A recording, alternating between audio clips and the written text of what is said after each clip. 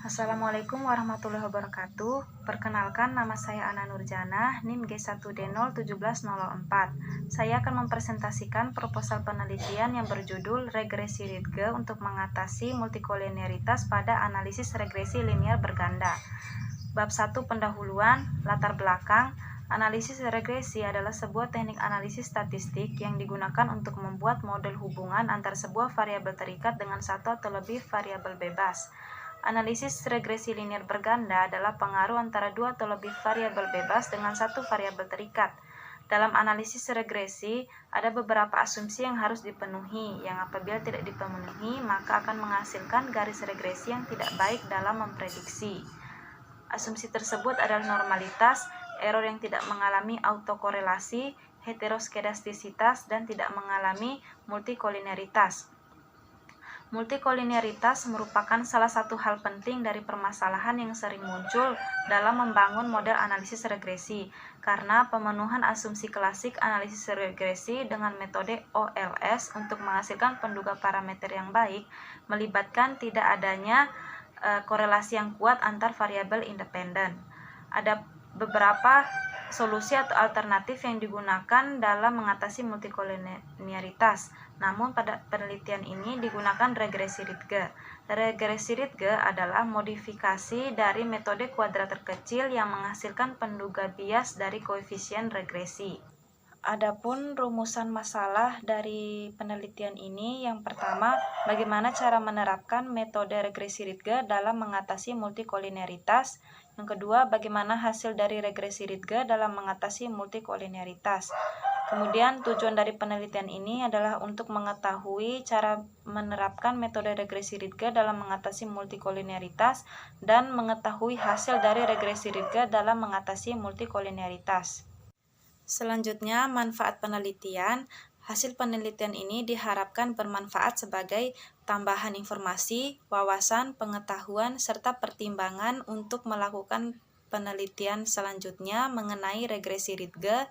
Yang kedua, memberikan alternatif atau solusi dalam melakukan pemodelan regresi linear, terutama untuk mengatasi multikolinearitas. Kemudian selanjutnya, batasan masalah. Batasan masalah dalam penelitian ini adalah data yang digunakan mengandung multikolinearitas, model regresi yang digunakan adalah regresi linear berganda, dan metode yang digunakan adalah metode regresi Rydge. Kemudian selanjutnya, landasan teori. Dasar teori. Analisis regresi merupakan salah satu metode statistik yang dapat digunakan untuk menyelidiki atau meramalkan atau membangun model hubungan antara dua peubah atau lebih.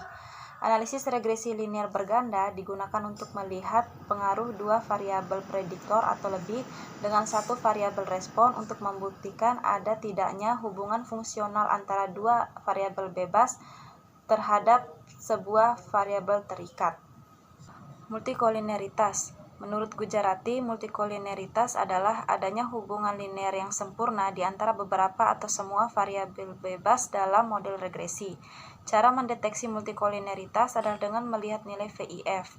Nilai VIF lebih besar dari 10 mengidentifikasi bahwa adanya multikolinearitas.